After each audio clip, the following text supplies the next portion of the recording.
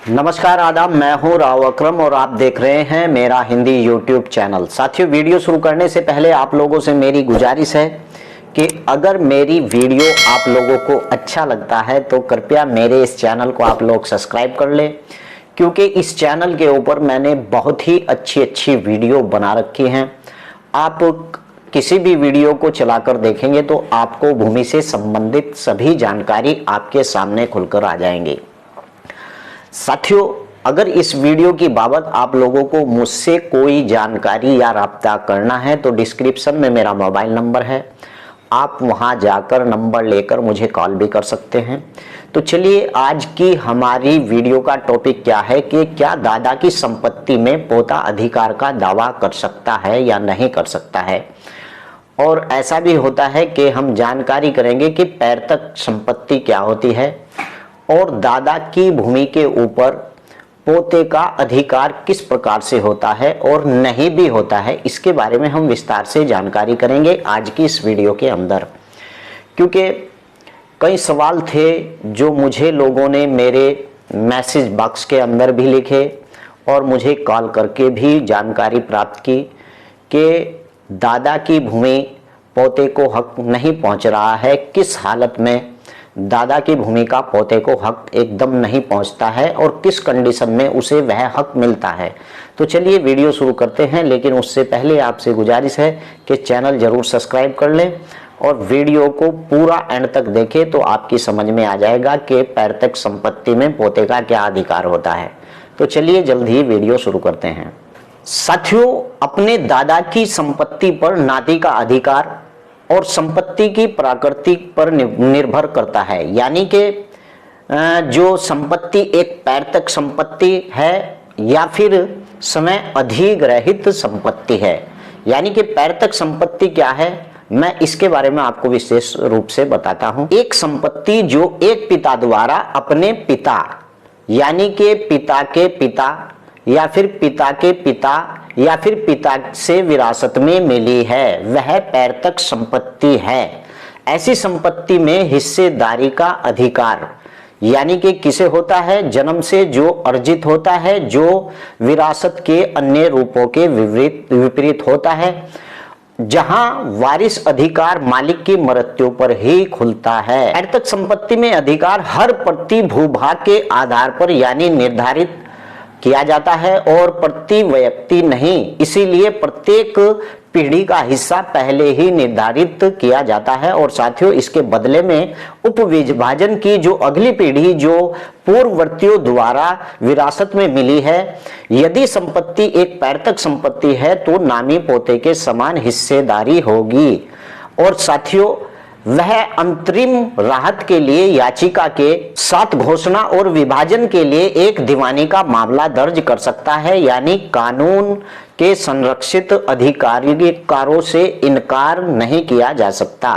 अब बात करते हैं कि दादा की स्वयं संपत्ति अधिग्रहित संपत्ति पर पोते का क्या अधिकार होता है। एक पोते यानी कि अगर किसी का बाबा जिंदा है और एक पोते का अपने दादाजी के स्व प्राप्त संपत्ति पर कोई जन्मसिद्ध अधिकार नहीं है, इस बात को ध्यान से सुनना चाहिए।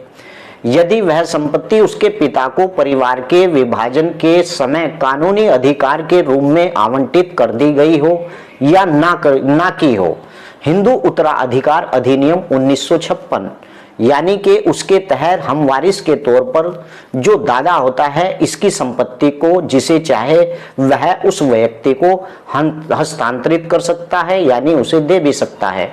यदि दादा बिना किसी वसीयत के छोड़े मृत्यु हो जाए, यानी कि अगर किसी का दादा है और उसने वसीयत नहीं की है और वो वसीयत छोड़े बिना उसकी मृत्यु को प्राप्त हो जाता है, तो केवल उसके तत्काल कानूनी वारिस अर्थात उसकी पत्नी और उसका पुत्र और बेटी और बेटों के पीछे छोड़ी गई संपत्ति के वारिस का अधिकार होगा।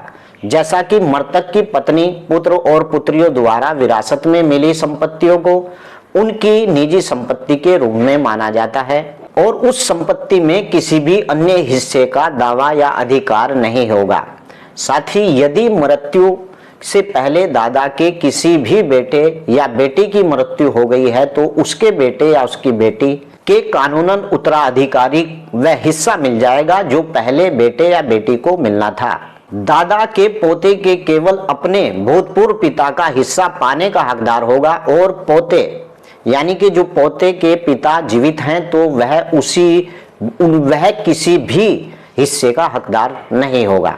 अगर किसी का बाबा जिंदा है और उसका पुत्र यानी पोते का पिता जिंदा है तो बाबा सबसे पहले अपनी भूमि किसे देगा, यानी अपने पुत्र को देगा, और पुत्र के बाद उसकी मृत्यु के बाद या विरासत में वह भूमि पोते पर जाएगी। बाबा डायरेक्ट पोते के नाम विरासत नहीं कर सकता है, यानी कि दादा के पोते को केवल अपने पूर्वभूत पिता का हिस्सा पाने का हकदार होगा, और अगर पोते के पिता जीवित हैं तो वह किसी भी हिस्से में हकदार नहीं है। और आपको एक बात बता दूं कि भारत में न्यायालयों के अधिकांश मामले संपत्ति से जुड़े हुए हैं, जिसमें अधिकार के मामले पैतृक संपत्ति से संबंधित होते हैं और आमतौर पर पैतृक संपत्ति को प्राप्त करने में लोगों को कई प्रकार की परेशानियों का सामना भी करना पड़ता है।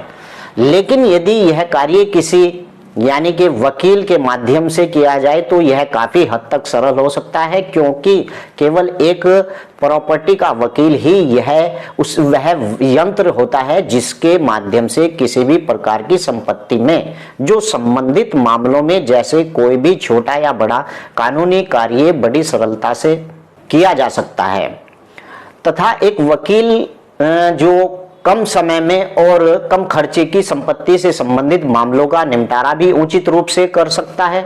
लेकिन इसके लिए वह ध्यान रखना होगा कि क्या आवश्यकता होती है जिस पर वकील को हम अपनी संपत्ति से जुड़े हुए मामले और निपटारा करने के लिए नियुक्त करने की सोच रहे हैं, तो वह उसके क्षेत्र को निपुण यानी कि जो वकील हो और वह पहले से ही संपत्ति से जुड़े मामले से जूझ रहा हो इस प्रकार से, और वह इस मामले को निपटाने में परंपरागत जो हो उसके लिए केस में जीतने के अवसर और भी बढ़ जाते हैं। यानी कि इस प्रकार का वकील जो दीवानी के मुकदमे लड़ता है और दीवानी मुकदमे जिसे इस बात की नॉलेज होती है कि संपत्ति के मामलों में आखिर आगे चलकर क्या होता है, अगर आप लोग ऐसा वकील चुनेंगे तो बेशक आप उस संपत्ति के मामले का मुकदमा अवश्य जीत जाएंगे। तो चलिए अगली वीडियो में फिर हाजिर होता हूं। जय हिंद, जय भारत, खुदा हाफिज। इस वीडियो से संबंधित कोई भी जानकारी हो तो डिस्क्रिप्शन में मेरा मोबाइल नंबर है, आप मुझे वहां जाकर कॉल भी कर सकते हैं। जय हिंद, जय भारत, खुदा हाफिज।